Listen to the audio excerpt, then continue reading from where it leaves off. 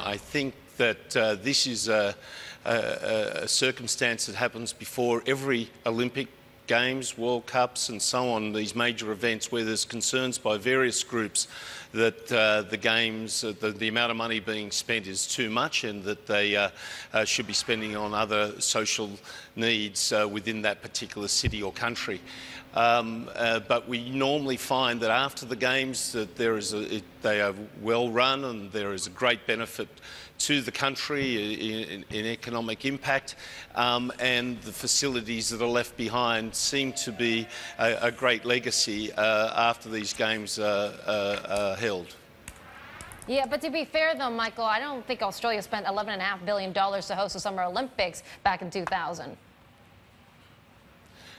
That's true, but certainly Beijing spent in excess of 40 billion, 50 billion. It depends on the infrastructure that's needed to be put in place, but then is left as a legacy.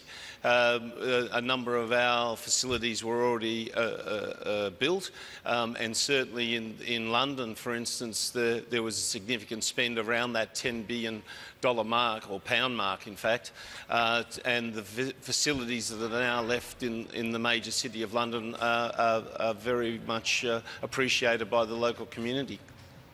Now, Michael, do you actually believe that a country hosting such monstrous events, spending so many billions of dollars to do it, to actually helps the country? Because, you know, we have a Sochi cloud now because of how much Sochi Russia spent on the Winter Games that just went by. And as you see, the protests and the unhappiness of Brazilian citizens with the $11.5 billion that country spent on hosting the World Cup and the Olympics in just a few years' time. Look, I understand that, but again, the society is made up of all different parts, and sport is part of it. It has in Sydney, it had a significant impact on our whole social well-being in terms of being able to prove to ourselves that we could do this event. And I think that the economic impact that we've seen out of the United Kingdom and London that was significant in terms of supporting their GDP and so on. I think that you'll find in Brazil that the success of the Games, the organisation of their event, and then the lead up into Rio should, for the Olympic Games, hopefully will be a positive in their mindset. Well, Michael, you know, what advice do you have for Brazil in order to capitalize and maybe profit from hosting these events? Because not many countries have been able to turn a profit. In fact, they've spent more than they've gained, and very few cities have been able to get into the black. So what advice would you have for the Brazilian government right now? Well, again, Susan, I come back to the point that the Games are split in two parts. One is the budget for infrastructure that is there for the benefit of the community before and after the event. And then you have the operational budget of putting the event on in isolation.